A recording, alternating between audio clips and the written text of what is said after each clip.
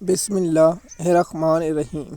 M S news HD5 کی ناظرین السلام علیکم۔ امید ہے کہ آپ لوگ سب خیریت سے ہوں گے۔ آج ہمارا مین ٹاپک ہے کہ عمران خان کی زندگی کو شدید خطرہ لاگو ہے، اس کی تفصیلات بتائیں گے، اور پاکستان میں جو سیلابی صورت حال ہے اس پر بتائیں گے، اور پی ٹی آئی کے عہدیداروں نے عمران خان کی رہائی کے لیے کیا کام کیا ہے، اس کی تفصیلات بتائیں گے۔ پنجاب میں اور جو تباہی مچی ہے اس پر اور میڈیا کا کردار پر تھوڑی بات کریں گے۔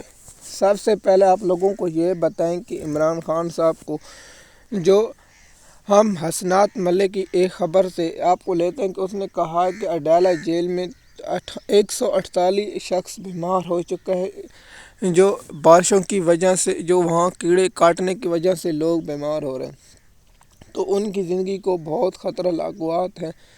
تو ہم نے تحقیقات کی تو اسلام آباد میں جو کل بارش ہوئی ہے، جو شدید بارش ہوئی ہے، جو بہت ہی زیادہ طوفانی بارش تھی، اور وہاں کے لوکل صحافی بھی اس بات کی تصدیق کریں کہ بہت زیادہ بارش ہوئی، تو عمران خان صاحب کی آنکھ میں ایک سوجن تھی، تو پی ٹی آئی کے لوگوں نے بات کی، جس پر عمران خان کی بہن علیمہ خان نے بھی بات کی۔ لیکن اب آتے ہیں کہ کیا علیمہ خان کو نہیں پتہ کہ یہ عدالتیں نہیں، تو کیا علیمہ خان ایک سپریم کورٹ میں درخواست کیوں نہیں دیتی؟ فیملی کو بھی چاہیے کہ ایک سپریم کورٹ میں درخواست دیں، اور سلمان اکرم راجہ کے تھرو درخواست دی۔ یہ لوگ سپریم کورٹ میں درخواستیں کیوں نہیں دیتے؟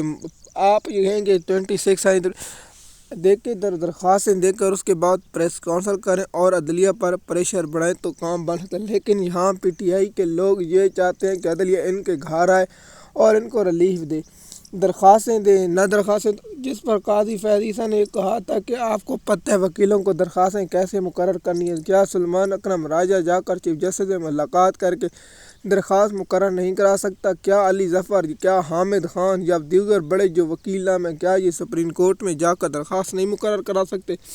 یہ جان بوجھ کر نہیں جاتے تاکہ عمران خان صاحب جیل میں رہے اور اس کو مسئلہ بنا رہے۔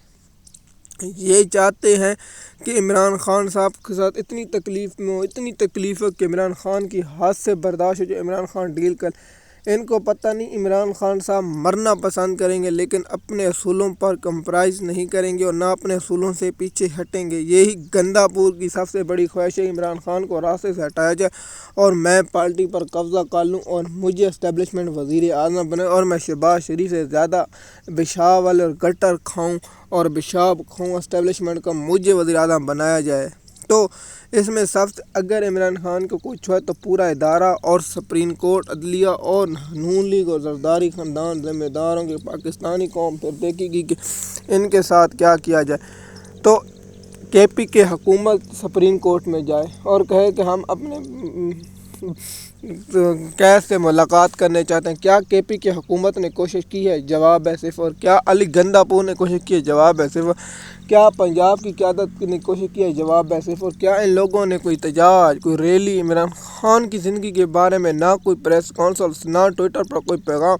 عالیہ حمزہ، حماد اظہر اور بہت سے لوگ جو بڑے بڑے عہدوں پر بیٹھے ہیں، ان لوگوں نے، اور چودھری پرویز الہی کو تو چھوڑ دیں، وہ تو اس طرح کہ جب تک عمران خان جیل میں رہے گا تو چودھری پرویز الہی کو خاموش رکھے۔ اب چودھری پرویز الہی کو بھی وزیر اعلیٰ بنانے کی میں سب سے بڑی مخالفت کروں گا کہ چودھری پرویز الہی نے پی ٹی آئی اور پی ٹی آئی کے کارکنوں پر جو ظلم ہو رہا ہے اس پر بات نہیں کی۔ آپ لوگ جانتے ہیں کہ پاکستان کی جو موجودہ صورتحال ہے اور پاکستان میں جو چل رہا ہے، اس کی ذمہ دار پی ٹی آئی کی قیادت ہے۔ اب آتے ہیں کہ پنجاب میں جو سیلاب نے تباہی مچا رکھی ہے، اور محترم نواز اور ظلم اور گھٹیا کردار جو پنجاب حکومت کر رہی ہے کہ اب مریم کی تصویر ہوگی تو لوگوں کو کھانا دیا جائے گا۔ کیا اتنا بڑا ظلم یہ سارا اسٹیبلشمنٹ جنرل صاحب پر جائیں گے، جو لوگوں نے ہم پر انہوں نے مسلط کیا کہ کیا لوگوں کو کھانا مریم نواز کی تصویر لگانے سے دیا جائے گا؟ کیا لوگ بھوک سے مریں گے؟ کیا لوگوں کو اب مریم نواز کی تصویر والا کھانا دیا جائے گا؟ لوگ قرآن پر ہاتھ اٹھا کے لوگ اپنا ساز و سامان واپس لے کے جا رہے، جو وہاں منتظر تھے کہ ہمیں کچھ مل جائے گا اور ہم کچھ کھا لیں گے، تو وہ لوگ منتظر تھے اور واپس چلے گئے۔ اب مریم نواز کے ظلم سے کون چھٹکارا پائے گا؟ آخر وقت آئے گا کہ مریم نواز کے ظلم سے عوام خود چھٹکارا پا لے گی۔